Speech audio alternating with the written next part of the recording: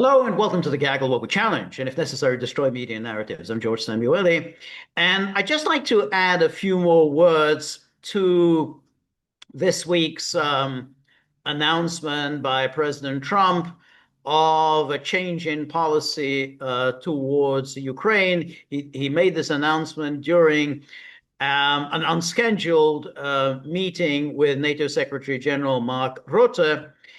And there are a number of interesting aspects to it.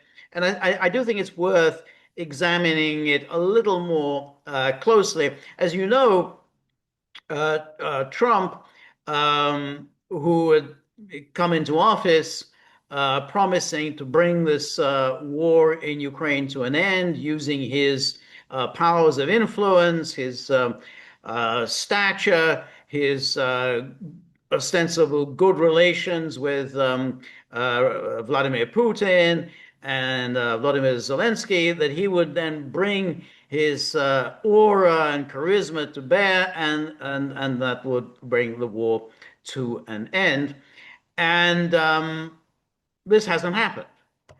And having tried a number of different things, initially, he started off by saying nice things about President Putin, voting alongside Russia against a United Nations Security Council resolution condemning Russia, and very irritable and annoyed attitudes towards Zelensky, culminating in that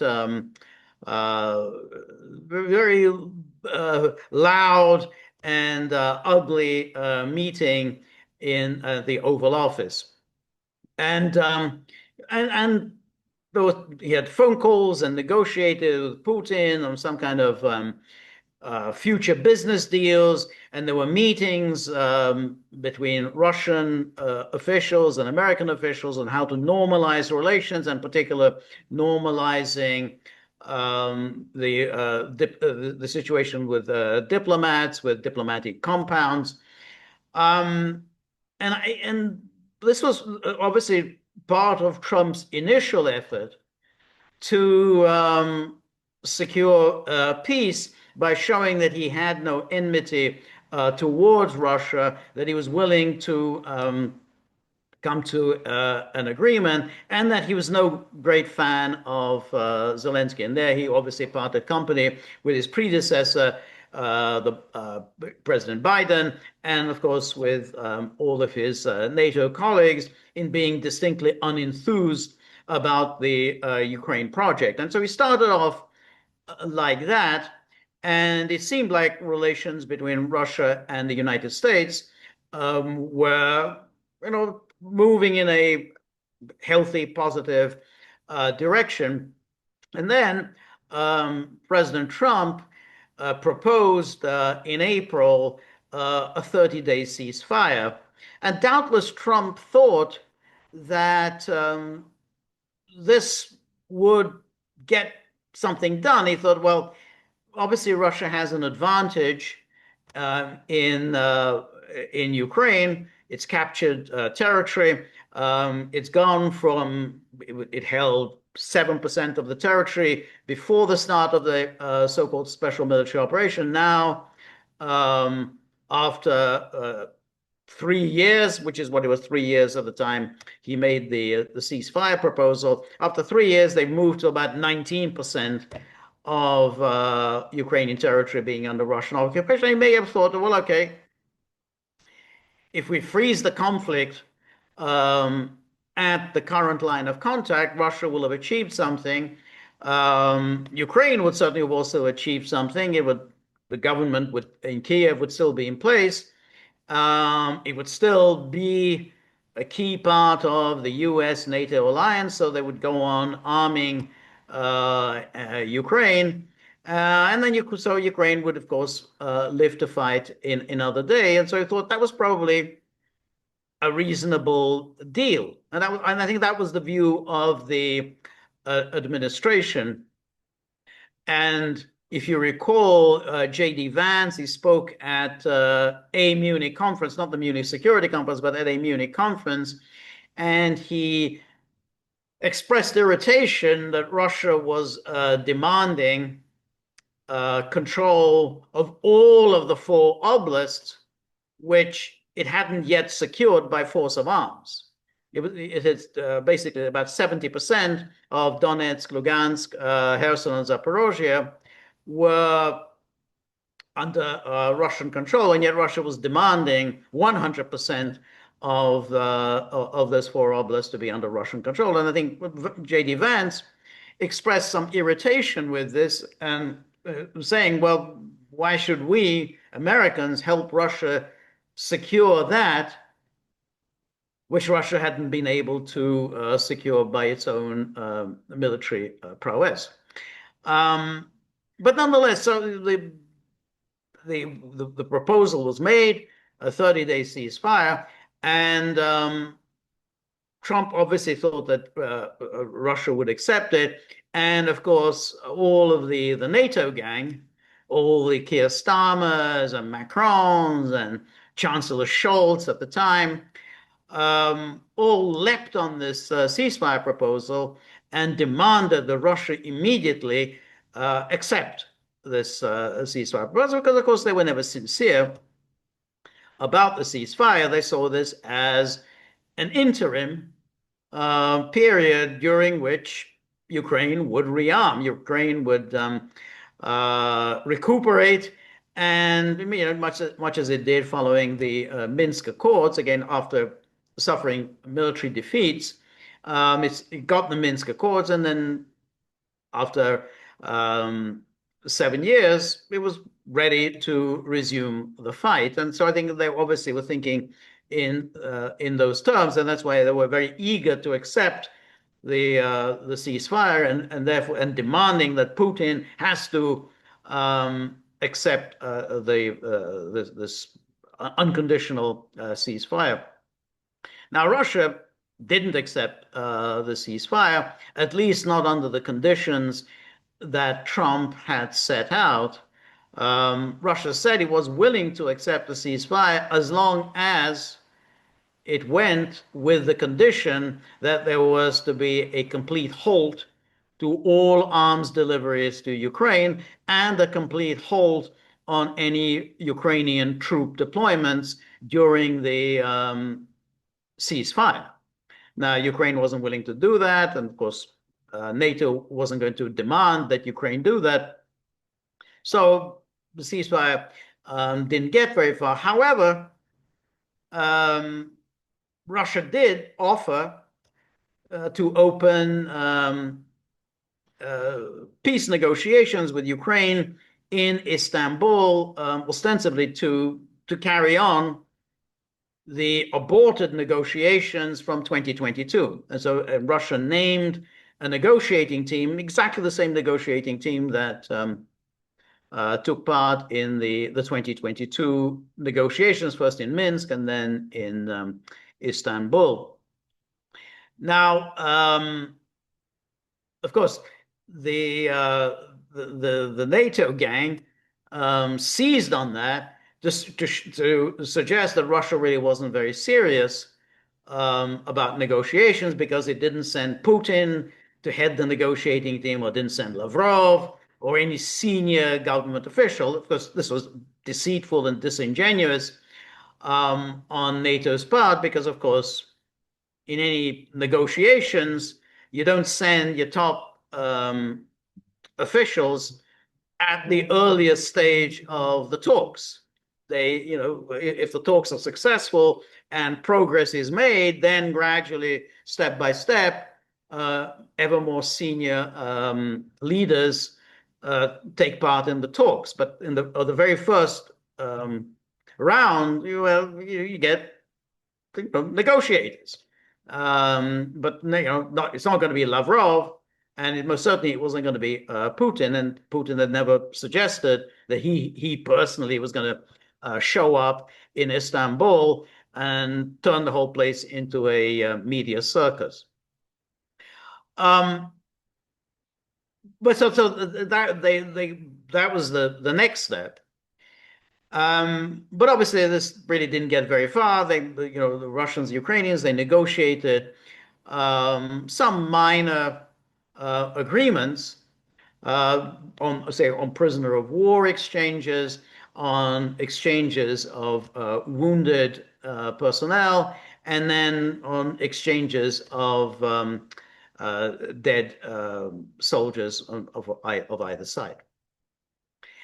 Now, the the demand for an unconditional ceasefire was, of course, thoroughly disingenuous. Now, it's possible that Trump himself thought that this was a good deal and thought that Russia and Ukraine should just simply accept it. NATO knew perfectly well that this was never going to work. They knew perfectly well that there was never going to be simply an unconditional ceasefire just like that, without any preconditions, without any preliminary talks beforehand, because that's not how the world works. Um, you start off negotiating while the war is going on, and then if you can get to a ceasefire, that means in some ways the negotiations have reached some mutually satisfactory condition. Like, let's say we got the negotiations, interminable negotiations between Israel and Hamas. Nobody says, "Oh, well, just have accept an unconditional ceasefire, just unconditional." But that's it. We just stop shooting from one day to the next. It doesn't happen that way, and nobody demands that either side just simply halts fighting just like that without any preconditions and without any of either side's goals being realized. Because, of course, then what's your guarantee that the other side isn't going to exploit the ceasefire to gain a unilateral advantage? Well, of course they will. And that's not really what happens in war. In war, you have negotiations, and then, with luck, if the negotiations are successful, you get a ceasefire. Um, NATO, of course, knew this, but they pressed for this unconditional ceasefire because they saw this as a great public relations victory for NATO and Ukraine, and a public relations defeat for Russia, because Russia is then seen to be in the way of peace. Well, so that was the next step in Trump's odyssey, so to speak, with the talks.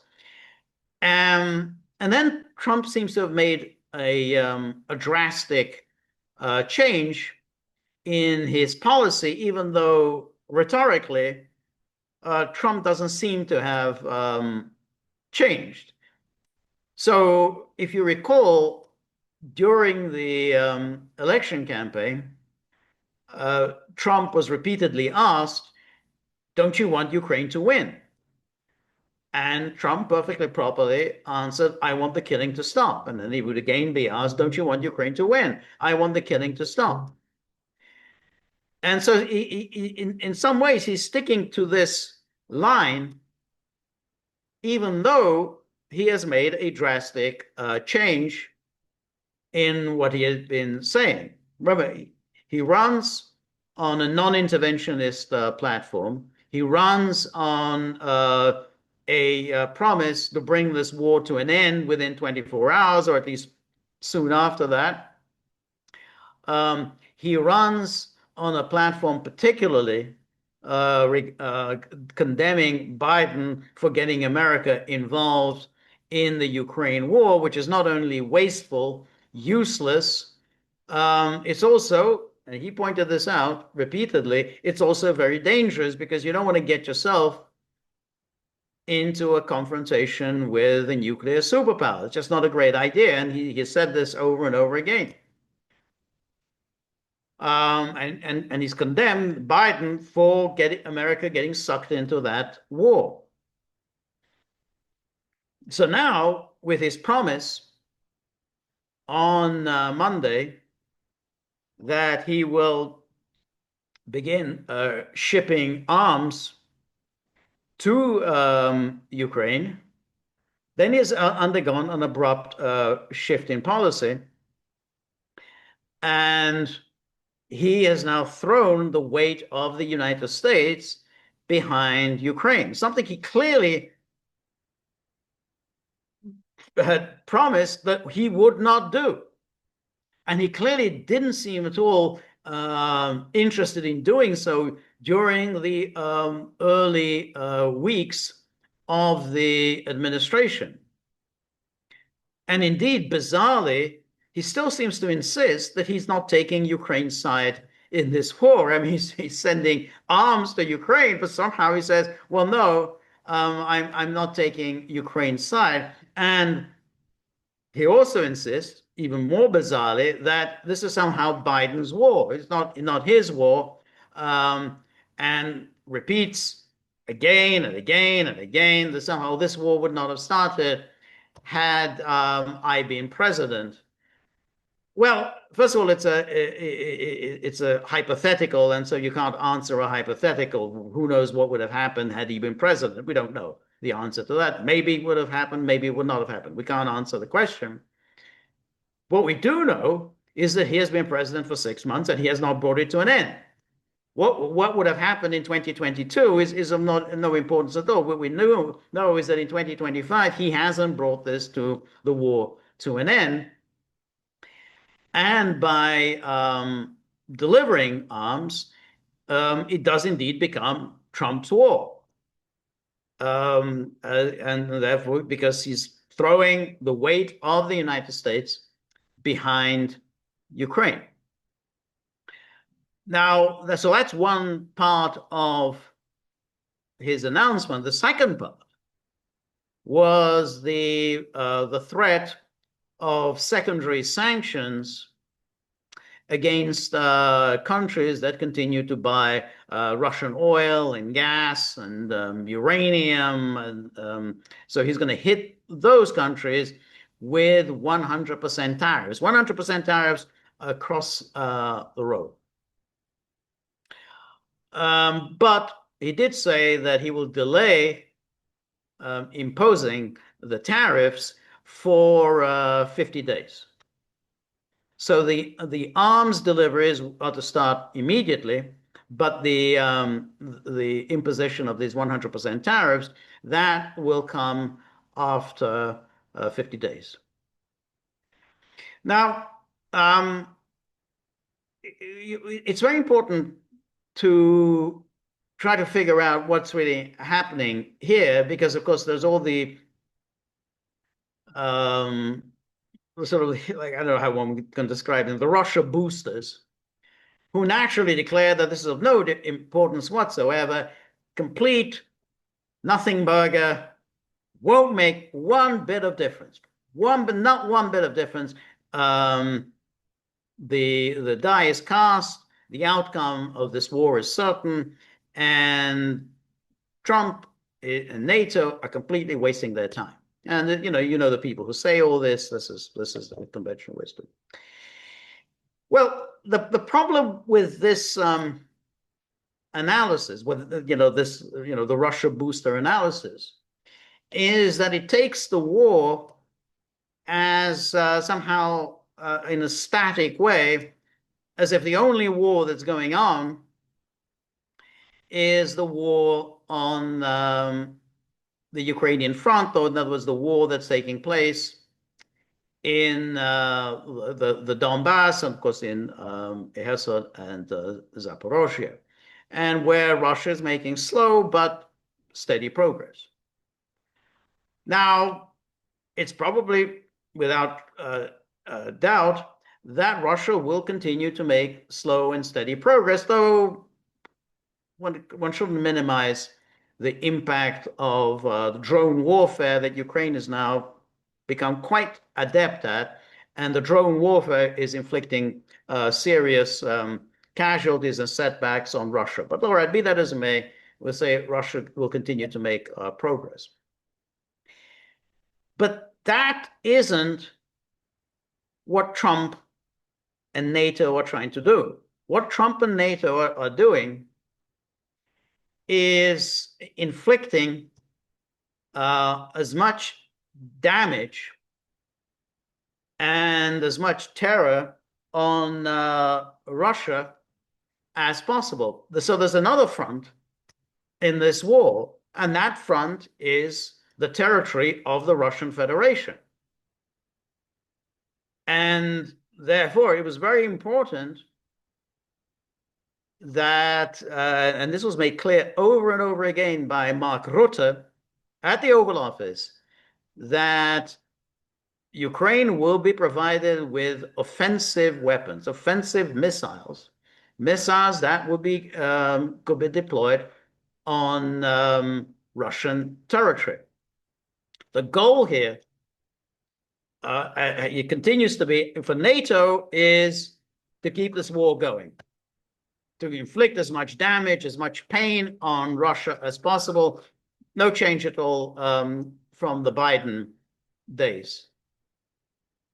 For Trump, he seems to think that we're having played nice with Putin, but at least that's how he sees it, that he played nice with Putin during the first months of his administration. Now he's going to up the ante, become aggressive, and that Putin will realize that he, Trump, means business and will come to the negotiating table, and then Trump will get his deal, and then ultimately the Nobel Peace Prize. He's essentially taking a cue from what he thinks was his really successful operation against Iran. He thinks that, well, he used this force, overwhelming force, judiciously, and secured a some kind of a deal, which at least he thinks that he got a great deal, and then he's going to do the same thing to Russia, that Russia will now realize that they are dealing with Trump, and Trump is a serious person. So yes, the war in the Donbass will go on grinding on, but there is this other war, and that's a very dangerous war for Russia, because as we have seen, Ukraine, under the tutelage of NATO, under the Americans or the British, can inflict serious pain on Russia. We saw the attack on the strategic airfields. We've seen attacks on bridges. We've seen attacks on infrastructure. And so far, we've seen some attacks on Moscow. We've obviously seen assassinations. But they can escalate. These attacks can escalate. And those can indeed raise the costs for Russia, which is what Trump is really getting at. He wants to keep raising the costs for Russia, which means some serious attacks on Moscow, serious attacks on St. Petersburg.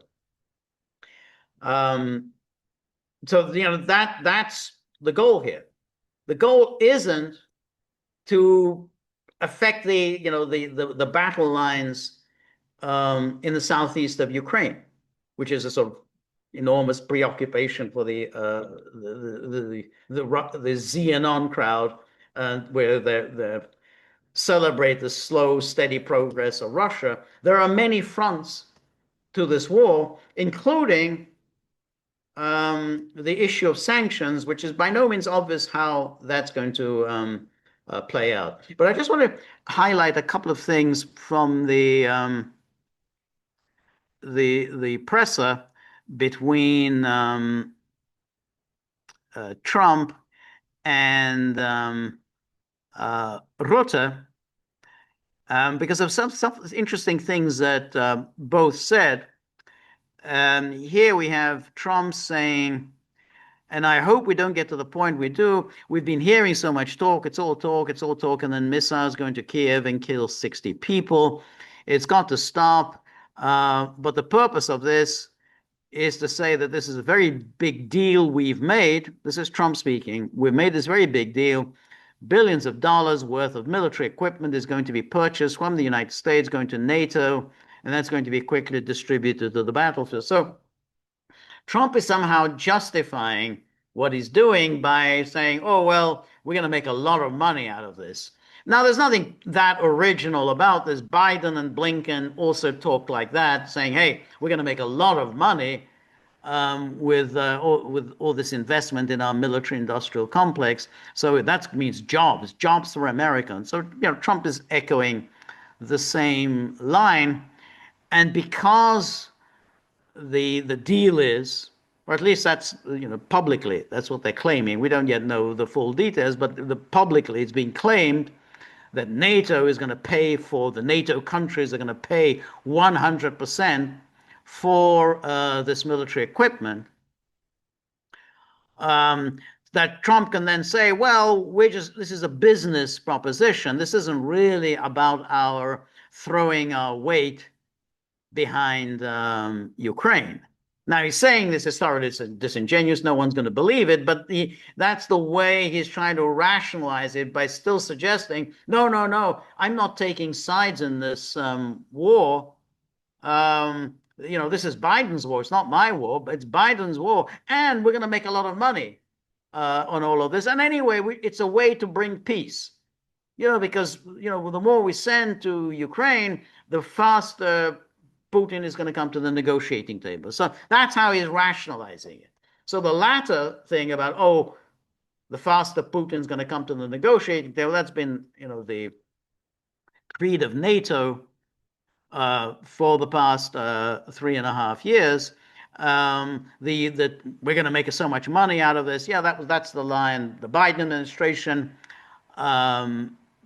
did this, and so he's not really saying anything that original. The only thing is that he's still, unlike Biden, he is reluctant to admit that he's now thrown the full weight of the United States behind Ukraine.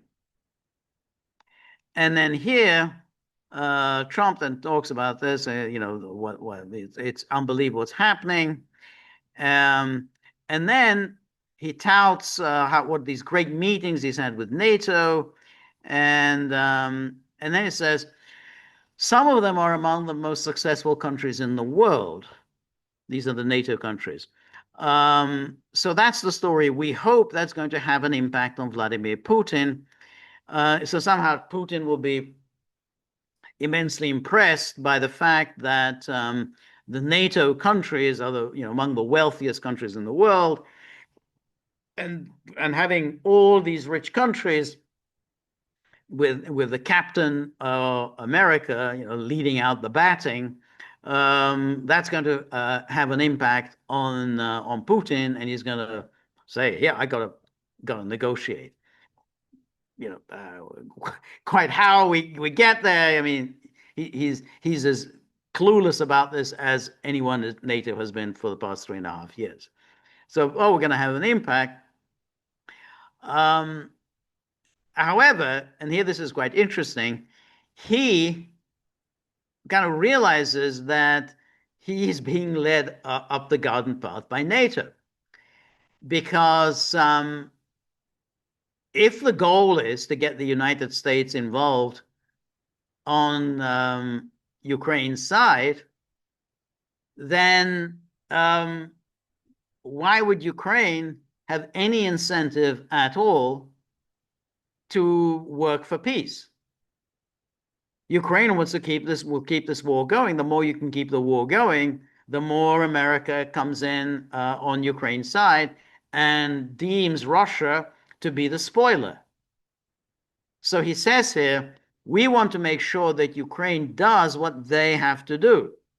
All of a sudden, they may feel emboldened, and maybe they don't want. That's a very difficult situation. So he's kind of realizing that he's been kind of shepherded in to a situation where he's supporting Ukraine and encouraging Ukrainian obduracy. Now that the United States and Trump have decided that Russia are the bad guys, Russia is the one that's in against peace, then Ukraine has every incentive to keep the war going, and because it'll be Russia that gets blamed for the continuance of the war.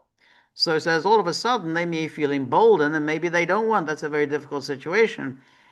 Rutte, sensing where Trump is going with this, and quickly reassures him, no, no, no, nothing to worry about. Rutte, Ukraine wants a peace deal. And then Trump says, I think so. And they will stay committed to that. There's no doubt that they want it. But the Russians have to become serious. And so Rutte kind of realizes, hey, Trump is kind of wandering off from the script. You can't have that. No, no, no, no, no. Ukraine wants peace. But of course, Ukraine doesn't want peace. Ukraine wants what is always wanted, NATO, and in particular, the United States, to enter this war on its behalf. That's always been its strategy.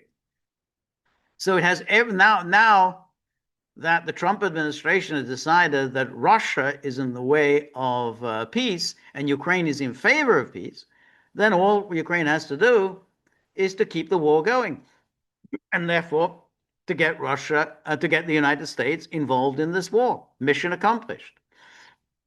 And you can say that Rutte says, there's no doubt they want it, and then Trump says, they have to continue to want it, though. And then Trump says here, you can see he's getting a little bit troubled by what's going on. You're going to see, I mean, we're going to go for a period of time. Maybe he'll start negotiating. I think I don't know about you, Mark, but I felt we had a deal about 4 times, and here we are still talking about making a deal. Now, of course, there was never any deal. This is a figment of Trump's imagination. And also, remember,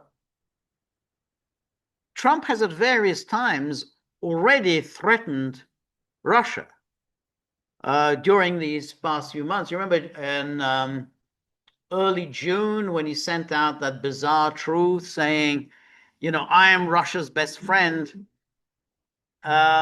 In Washington, if it weren't for me, all sorts of really nasty things would have been done to Russia. It was a very, very menacing truth. So, he's issued these threats before, and he's kind of going down this path again, issuing these threats. So the fact that he was issuing these threats, he knew perfectly well there was no deal. And so this is all made up. The 4 times, we had the negotiation. I think we've had several rounds of negotiations in Istanbul. They never really did anything beyond minor these prisoner of war exchanges and exchanges of the wounded, and there was also talk about a ceasefire in the Black Sea. And the ceasefire on attacks on one another's infrastructure. So these were all kind of preliminary possible deals, but nothing like a ceasefire between Russia and Ukraine. It's just certain areas could be taken out of the conflict.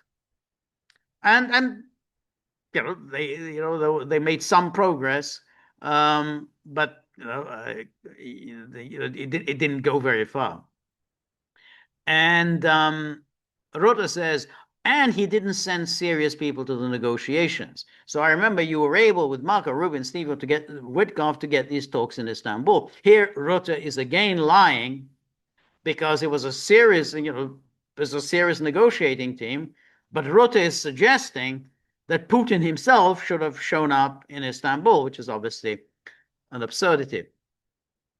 And then Rutte goes on. I remember I was myself in Turkey for NATO business in May, and we really put pressure on the Ukrainians to send the senior team in Istanbul, and they did. But then the Russians came up with this historian explaining history of Russia since 1250.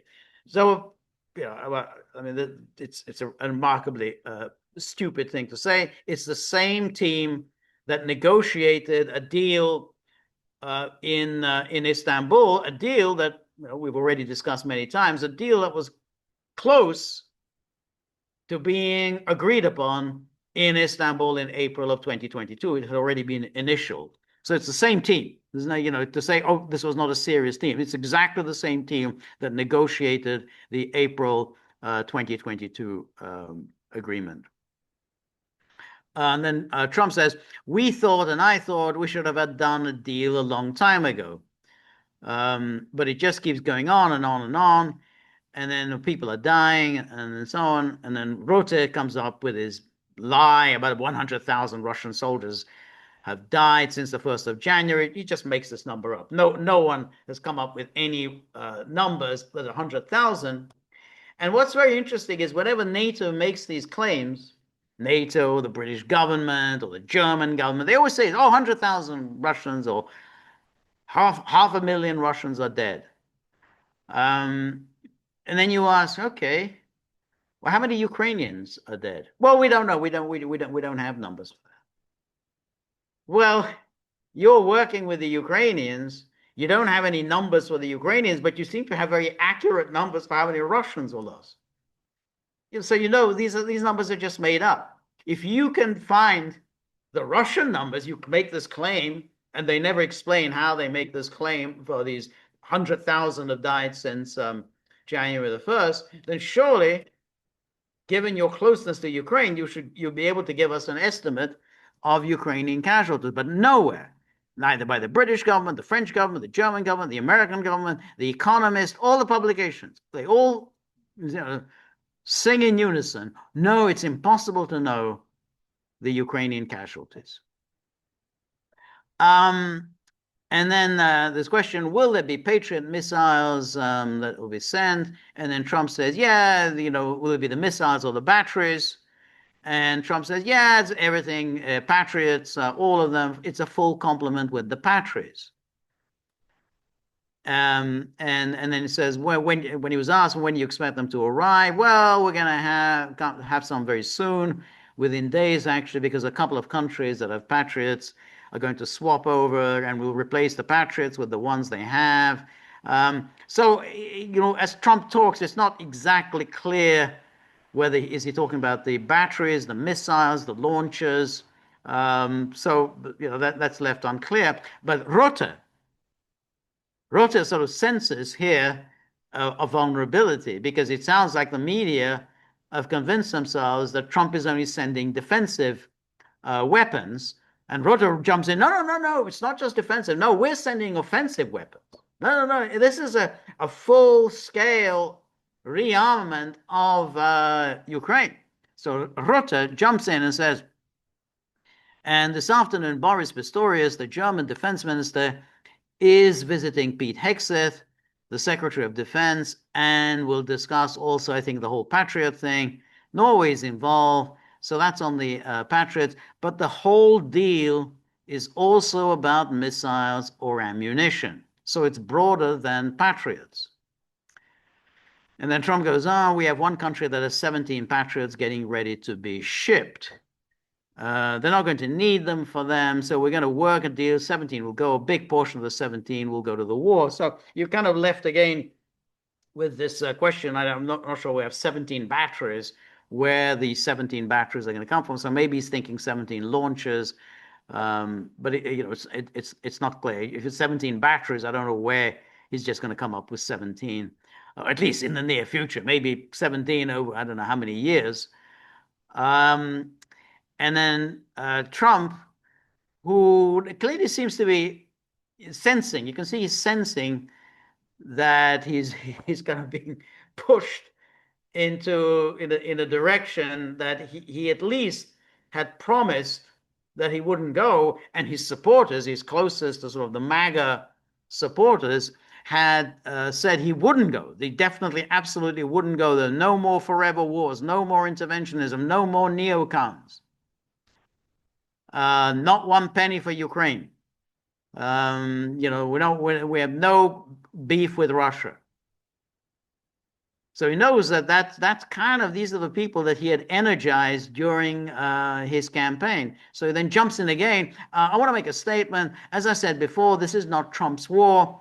We're here to try to end it. We're going to try and get it finished and settled and whatever, because nobody wins with this. This is a loser from every standpoint. This is, of course, the ridiculous NATO line that, oh, you send all this military hardware, and then that's how you end it. I mean, how do you end the war by sending more weapons? I mean, you obviously can't. So and so, and then Mark Rutte then jumps in, begins the usual flattery, obsequious flattery. Says, "You are the most powerful nation on earth, the most powerful military on earth.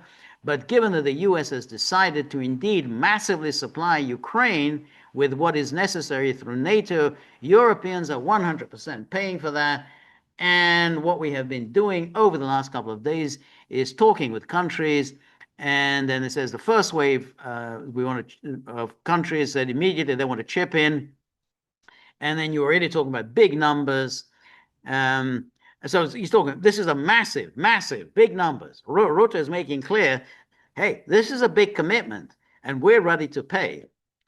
And then Trump kind of goes back on this Putin, how disappointed he is. We had these nice phone calls, and I said it's strange. And after that happens 3 or 4 times, the talks don't mean anything.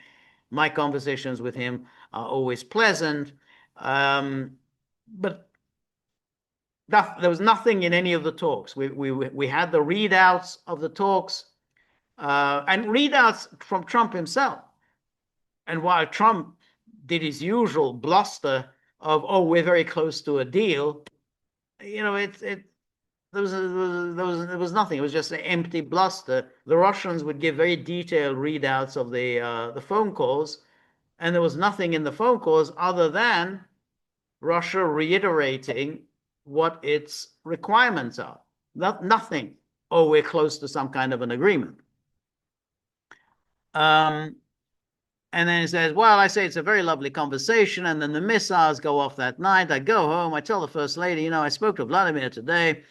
We had a wonderful conversation. She said, "Oh, really? Another city was just hit." And then Trump goes very strange. He says, "It's been proven over the years he's fooled a lot of people. He fooled Bush. He fooled Clinton, Bush, Obama, Biden. He didn't fool me."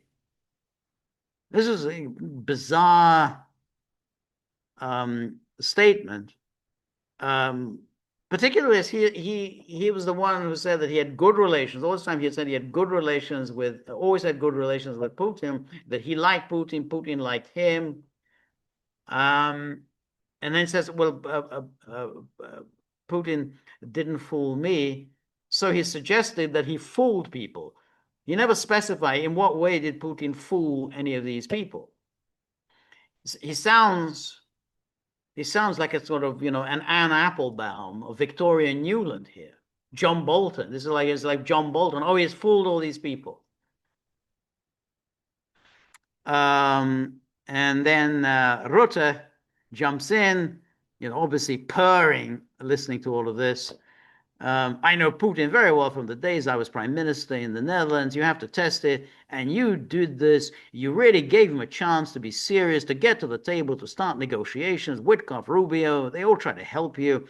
But you've come to the point where you say, well, hey, you have to get serious." So this is, he knows this is how you get to Trump. You went the extra mile with Putin. Now you got to get serious.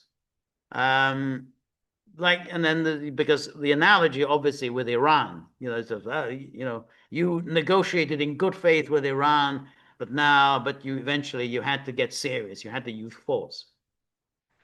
And then Trump said, "Well, we actually thought we probably had," repeats again the 4 times, "the deal."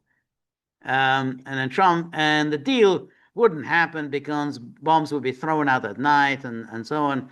And Rutte jumps in again, "But you're breaking the deadlock." That's crucial because you have to start the process, and you were the only one able to do that. And then he's asked, well, do you think he is reasonable to negotiate? That's Putin. And then Trump, yeah, I think so. We're going to get it done. I say, look, it's a very powerful situation. You have very wealthy countries buying the best equipment in the world. We have the best equipment in the world. We make equipment like no other. You know, our submarines, nuclear submarines, are so powerful. The most powerful weapon ever built. So he's trying to, whatever he's doing here, trying to intimidate Putin, saying, look, we have this fantastic equipment, and if we're going to throw all this equipment at you, you don't have a chance. And then Trump again repeats, it wasn't my war. It was Biden's war. It's not my war. I'm trying to get you out of it, and we want to see it end. I'm disappointed in President Putin because I thought we would have had a deal 2 months ago, but it doesn't seem to get there. And then he goes, and so we'll do the secondary tariffs. And then again returns, well, we have the best equipment, best missiles, best of everything. The European nations know that we've made a deal today. And we've made a deal. We're going to send them weapons. We're going to be paying, and they're going to pay for them. And we Americans are not going to pay for any of that. And so it just repeats this. Oh, we're not paying for any of this. The Europeans are paying, and we have this really great equipment. And I'm so disappointed in Putin. So you're still left with this strange logic. Why would any of this work on the Russians?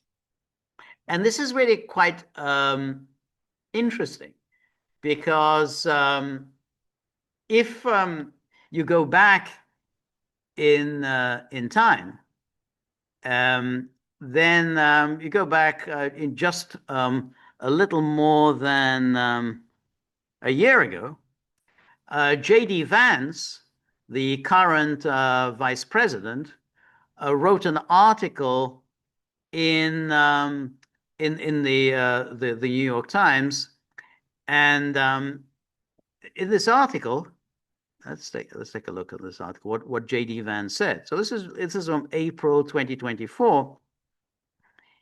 And remember, Trump for some reason chose Vance as his running mate. So this was what Vance said in April 2024. He's saying, J.D. Vance, the math on Ukraine doesn't add up. And this is April the 12th, 2024. He says, Ukraine's challenge is not the GOP, it's math. Ukraine needs more soldiers than it can field, even with draconian conscription policies, and it needs more materiel than the United States can provide. This reality must inform any future Ukraine policy, from further congressional aid to the diplomatic course set by the president. And then the most fundamental question, how much does Ukraine need and how much can we actually provide? Mr. Biden suggested a $60 billion supplemental means the difference between victory and the defeat in a major war between Russia and Ukraine. That is wrong, Vance says.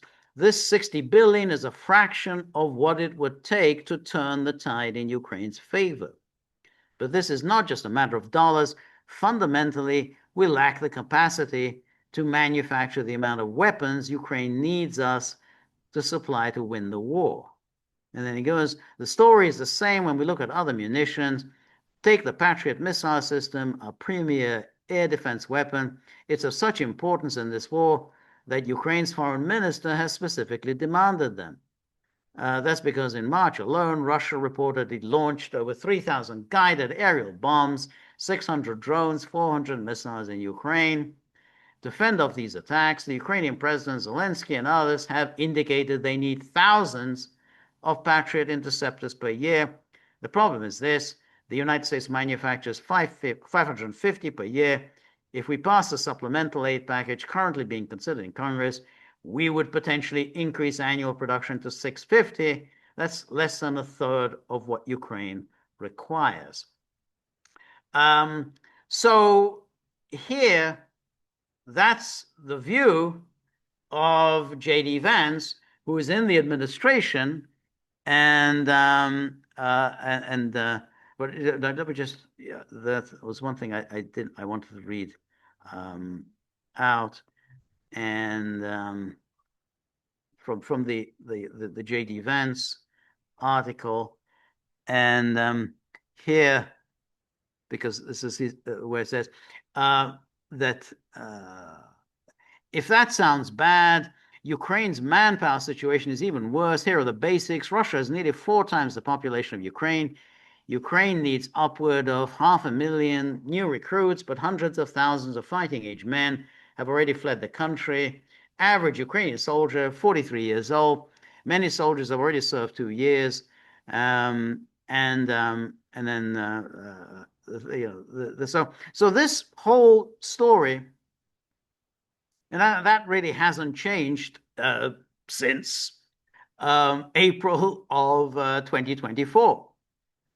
But J.D. Vance is sitting in this administration and apparently signing off on this policy, that very policy that he said cannot work. And now Trump has embraced it, and expressing the same faith in this victory, which for which there's no evidence, except, and this is the very important point, except if the plan all along is to escalate and trigger a world war between NATO and Russia. If that's the goal, which obviously that is Ukraine's goal, and it may well be the goal of a number of NATO powers. If that's the goal, then that makes a lot of sense. And that's why I started at the beginning, just simply saying, oh, it's not going to make any difference on the Ukraine battlefront. No, I don't think it is going to make a difference there. But if we start on the level of terrorism, assassination, missile attacks deep inside Russian territory, including in the big cities, then we've got our real conflict on our hands. So the Financial Times yesterday ran this story that said, the headline was, Donald Trump asked Zelensky if Ukraine could hit Moscow, say people briefed on call. And then Donald Trump has privately encouraged Ukraine to step up deep strikes on Russian territory, even asking Vladimir Zelensky whether he could strike Moscow if the US provided long-range weapons. According to people briefed in the discussion, the conversation, which took place during the July the 4th call between the US and Ukrainian leaders, marks a sharp departure from Trump's previous stance on Russia's war and his campaign promise to end US involvement in foreign conflicts. While it remains unclear whether Washington will deliver such weapons, the discussion underscored Trump's deepening frustration with Russian President Putin. And then we have two people familiar with the conversation between Trump and Zelensky said the US president had asked his Ukrainian counterpart whether he could hit military targets deep inside Russia if he provided weapons capable of doing so. Vladimir, can you hit Moscow? Can you hit St. Petersburg too? Trump asked on the call. According to the people, they said Zelensky replied, absolutely, we can if you give us the weapons. So that's the story in the FT.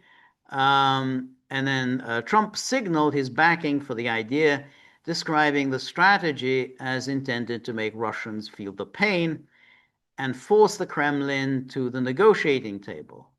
And then a Western official who had been informed of the call said the conversation reflected a growing desire among Ukraine's Western partners to supply long-range weapons capable of bringing the war to Muscovites. So in other words, to make the Muscovites, the residents of Moscow, suffer. a sentiment echoed privately by American officials in recent weeks. And then they went discussed the list of potential weapons, and then it said during a meeting with U.S. defense officials and intermediaries from NATO governments, Zelensky received a list of long-range strike systems that potentially could be made available to Ukraine via third-party transfers.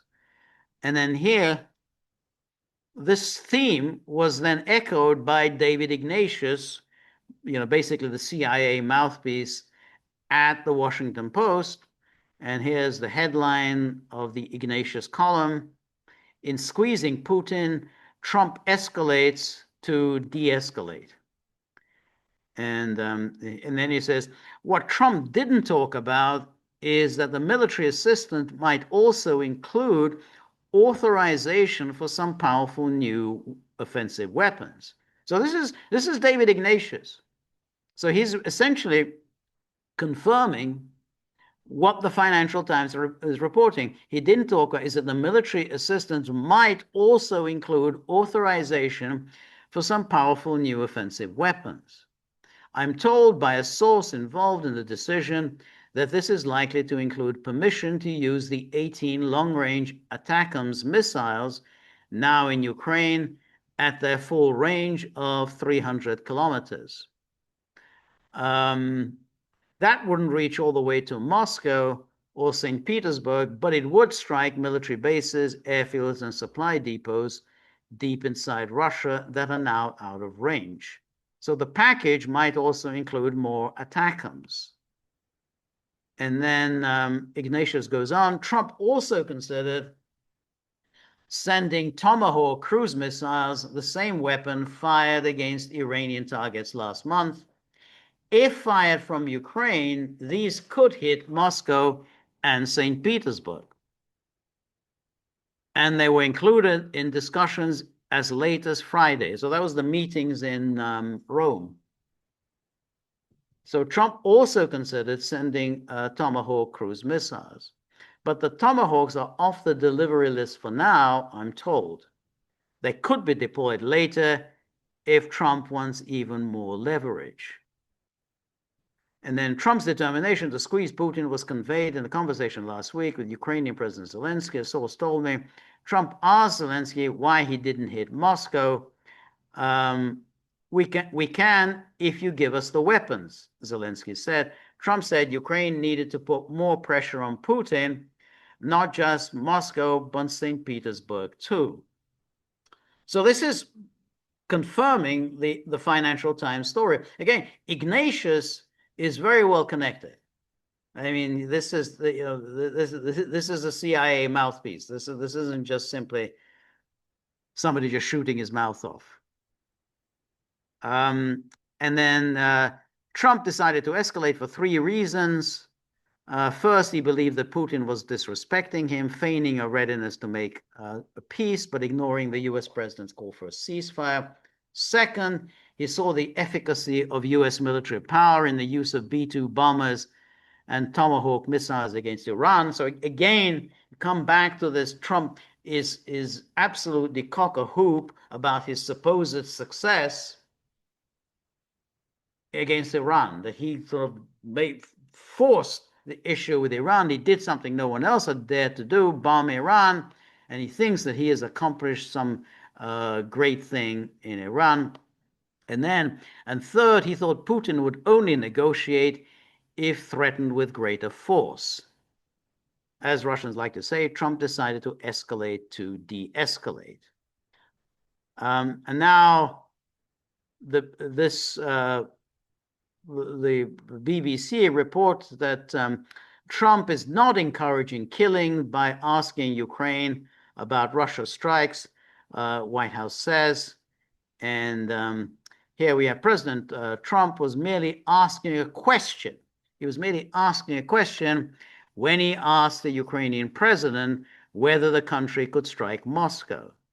Citing anonymous sources, the Financial Times reported on blah, blah, blah, blah. But Trump was merely asking a question, not encouraging further killing. He's working tirelessly to stop the killing and end this war. Now, this is thoroughly disingenuous. You don't ask a question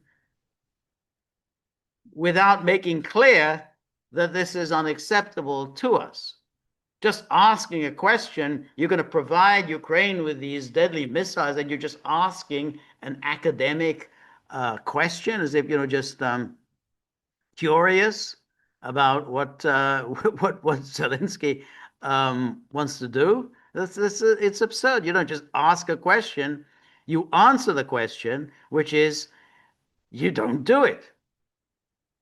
But when you ask a question like this and don't say, don't do it, I think any reasonable person would would read that as Trump encouraging the use of long-range missiles.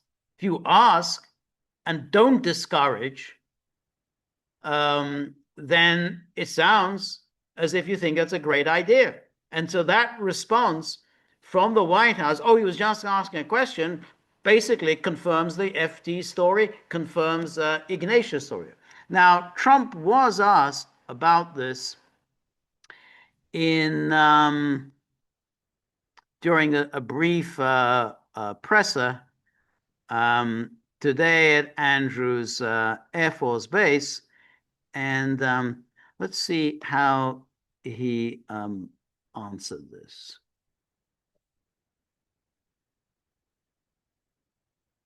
What's going on? Let me try again. This is very.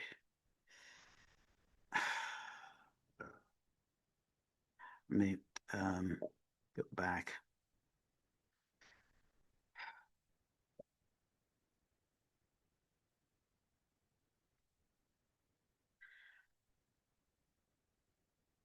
Okay, well, let's try again.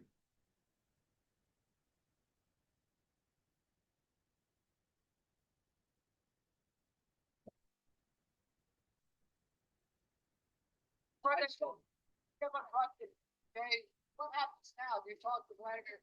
Well, at the end of 50 days, if we don't have a deal, it's going to be too bad. Should Zelensky get more aggressive? Yeah, the tariffs are going to go on and other sanctions go on. Should Zelensky target Moscow? Should Zelensky target Moscow, sir? Should Zelensky target Moscow or deeper into Russia? He shouldn't target Moscow. Is that why you gave him more weapons, though? That's it. And that was always said, no, he shouldn't target Moscow. A very anodyne response, which is a very serious issue because, as I have said, and as the Russians have said, and as many people have said, Ukraine cannot use long-range missiles without the use of American satellite technology. I mean, these require satellite technology to target targets hundreds of miles away. You need the satellite technology in order to evade all of the air defense systems, all of the missile defense systems. It cannot just, you don't just let a missile off in order to hit some building in Moscow or kill somebody or whatever. You need the satellite technology. So if you're going to use these long-range missiles, you can only do it with the assistance of the United States. So this anodyne response, he shouldn't target Moscow, doesn't really answer any questions, and I think raises concerns about where exactly this is going. Trump is indeed escalating. It's clear from the story in the FT, from the David Ignatius, and from these somewhat feeble denials, which deny really nothing, that this could be quite a serious escalation. Now, finally, I want to just mention about these sanctions. And again, the conventional view is, oh, well, the sanctions aren't going to work. Trump is going to back away from the sanctions. He's not going to, he's backed away before. He's backed away from China. It's just not going to happen. Once he realizes how serious the consequences would be to world trade, how serious the consequences would be to world oil prices, he's going to back down. He's not going to go through with these sanctions. And that may be true. I'm not saying that well, it's a possible that will happen. But there's one aspect of it that's actually quite intriguing. Supposing Trump applies pressure on the Europeans also to impose 100% tariffs on all goods coming from China and India. And it's quite reasonable Trump would do that because Trump isn't going to apply sanctions or tariffs unilaterally and therefore suffer adverse consequences while the European market remains open to Chinese or Indian goods, but particularly Chinese goods. You say, well, then you say, hey, I'm doing this for you. This is what Trump will say. I'm doing this for you. It's you who wanted me to escalate. It's you who wanted me to get tough on Putin. Well, I'm doing it, but I need your help. Just as they agreed to pay 100% for these weapons that are going to be sent to Ukraine, he's going to say to them, hey, you're not going to take advantage of the United States by continuing to trade with China. Since we're doing this, we Americans are doing this for you. We're imposing these 100% tariffs for your sake. So if we're going to impose 100% tariffs, we want you to impose these 100% tariffs. And that could be quite interesting because if the India or China and everybody is suddenly facing being shut out of the US and the European markets, then that might affect their behavior. So we'll see. Obviously, I'm not in the business of predictions, but I always urge caution. Don't be like the sort of the Mearsheimers always dismissing everything. We should wait and see how they go. There's options that Trump has which could yet have harmful effects on Russia and, of course, the rest of the world. So we'll have to see. But the 100% tariffs that could have a serious effect, and I think the escalation of sending military material to Ukraine and the encouragement, and it's clear there is encouragement for Ukraine to start hitting targets inside Russia, and we heard that from Rutte. We heard this now from Trump. This is confirmed by the FT. We're confirmed by David Ignatius, and going against that is a very, very weak response from Trump. Well, they shouldn't hit Moscow, whatever that means. And the White House saying that, oh, he was just asking a question. That's not at all very convincing. So there could be, as Trump would say, there could be some unpleasant surprises down the road. We'll have to wait and see. But obviously, we are going to keep an eye and stay focused on developments. So thank you very much for joining me for this podcast. And remember, if you like the gaggle, please like, share, and subscribe. See you soon. Bye-bye.